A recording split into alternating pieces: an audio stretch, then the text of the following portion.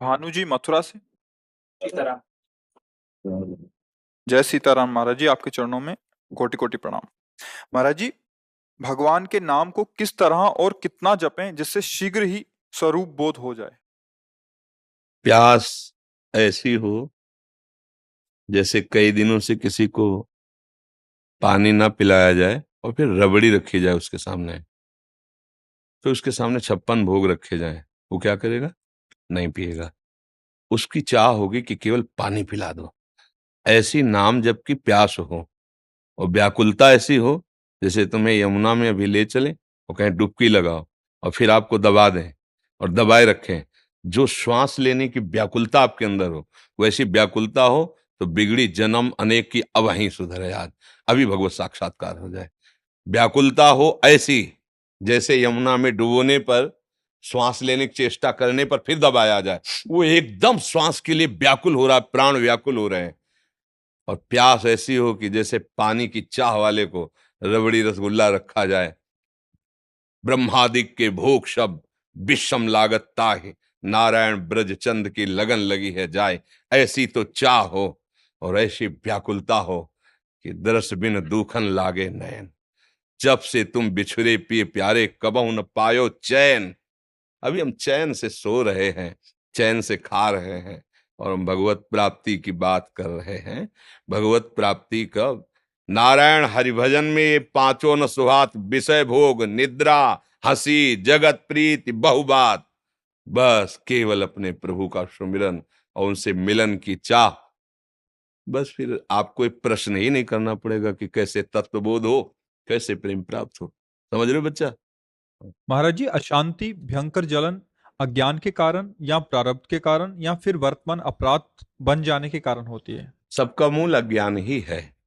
वर्तमान का अपराध भी अज्ञान से ही होता है और पूर्व अपराध जो हुए हैं वो प्रारब्ध का नाम दिया जाता है, वो भी अज्ञान से हुई है। सबका मूल कारण दुख का, अशांति का, जलन का, क्लेश का, जन्म मरण का अज्ञान ही है। तो भगवान के चरणारविंद का आश्रय लेकर भगवान के प्रेमी जनों के द्वारा उनके श्रीमुख से निकले हुए वचनों को सुनकर उनकी आज्ञा के अनुसार जीवन हम अपना चलाए तो बहुत जल्दी हमें ज्ञान प्राप्त हो जाए, तो ये अज्ञान नष्ट हो जाए। अज्ञान नष्ट होते ही परम शांति की प्राप्ति हो जाती है। श्रद्धावान लभते ज्ञानम तत्परः संयतेन्द्रिया, ज्ञानम लब्ध्वा पराम शांति। परम शांति कहाँ मिली? ज्ञानम लब्ध्वा पराम शांति मचरेणादि गच्छति। भगवत प्रेमी महात्मा और शास्त्र, इनके जो वचन है उनके अनुसार जब हम जीवन यापन करते हैं, उनके अनुसार चलते हैं तो हमारा ज्ञान नष्ट हो जाता है।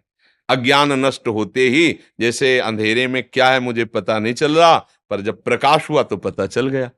जब पता चल गया तो ना भय रह गया, ना कोई जलन रह गई, ना कोई अशांति। परम शांति, परमानंद की अनुभूति हो गई। किसका प्रश्न था? हाँ अच्छा।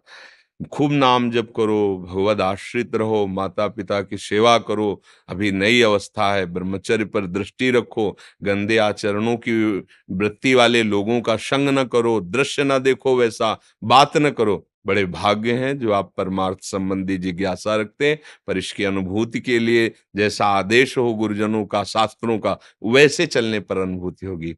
प्रश्न करना उतना लाभदायक नहीं होगा जितना आचरण में उतारना लाभदायक होगा। जैसे मानो आप प्रश्न तो पढ़ के भी कर सकते हो ना, किसी भी उद्देश्य से कर सकते हो। आप प्रश्न, शास्त्र अगर पढ़े लिखे हो तो शास्त्र पढ़ लो और आप उसका प्रश्न कर दो, तो आपकी बड़ाई भी हो सकती है कि बहुत सुंदर आपने प्रश्न किया। पर वो आपको लाभ तभी मिलेगा जब आप अनुभूति में लाएं। प्रश्न करना और उत्तर दे देना ये दोनों बाहरी विषय है। अनुभव करना ये शांति का विषय है। प्रवचन करने से और प्रवचन सुनने से परमात्म तत्व की प्राप्ति तो नहीं हो जाती ना, उसकी बातें हम समझ जाते हैं। ऐसा करना चाहिए, ऐसा नहीं। पर अनुभूति तभी होगी जब वैसा आप चलोगे, वैसा आप करोगे। नहीं तो फिर जैसे वेद उपनिषद में लिखा है, नायमात्मा प्रवचनेन न लभ्या न मेधया न बहुना श्रुतेन। बहुत प्रवचन करने वाले को भी ये नहीं होता जो परमानंद की, बहुत सुनने वाले को भी नहीं होता, बहुत बुद्धिमान को भी नहीं होता। होता किसको है? जिसने वर्ण कर लिया। मन वचन कर्म से मुझे भगवत प्राप्ति करनी है, और जैसा भगवत प्राप्त महात्मा कहते हैं मैं अक्षरशः वैसा चलूंगा, चाहे प्राण चले जाएं, मैं उनके विरुद्ध आचरण नहीं। अब बात बन गई, स्वीकृति हो गई, अब आप आगे बढ़ जाओगे।